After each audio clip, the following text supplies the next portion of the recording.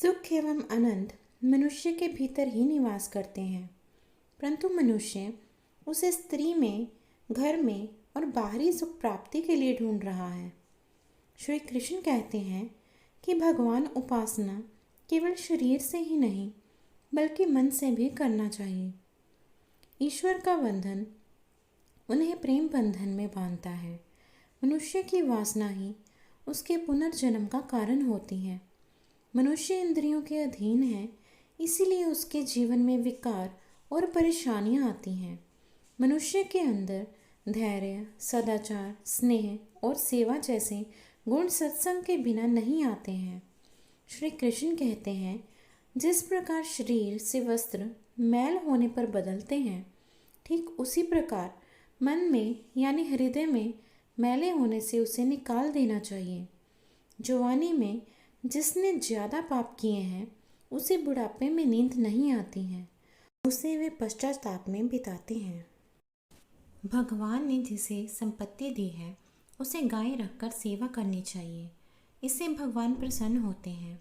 जुआ, मदिरा पान, पर स्त्री गमन, हिंसा, असत्य, मद, आसक्ति और निर्दयता, इन सब में कलयुग का वास है।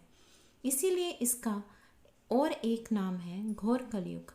अधिकारी शिष्य को यानी जो ज्ञान प्राप्त करने में परिश्रम करते हैं उसे सद्गुरु अवश्य मिलता है। भगवान श्री कृष्ण कहते हैं कि मनुष्य को अपने हृदय को बार बार समझने की कोशिश करनी चाहिए। ईश्वर के सिवाय उसका कोई नहीं है। साथ ही यह विचार करना चाहिए कि उसका कोई नहीं है इस ब्रह्मांड में भी जो उसका साथ देगा। भोग में क्षणिक सुख प्राप्त होता है, साथ ही त्याग में स्थायी आनंद है। श्री कृष्ण कहते हैं कि सत्संग ईश्वर की कृपा से मिलता है, परंतु कुसंगति में पड़ना मनुष्य के अपने ही विचारों के कारण होता है।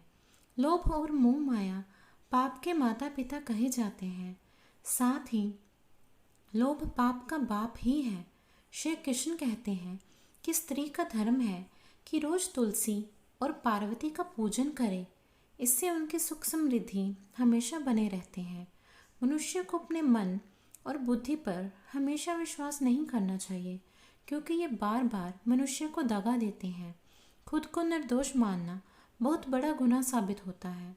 पति पत्नी पवित्र रिश्ता बनाए रखने में भगवान पुत्र के रूप में उनके घर आने की इच्छा रखते हैं। भगवान इन सभी कसौटियों पर कसकर जांच परख कर ही मनुष्य को अपनाते हैं। इसीलिए मन में गलत विचार नहीं रखना चाहिए। सदैव आप किसी के साथ प्रेम भाव से रहना चाहिए।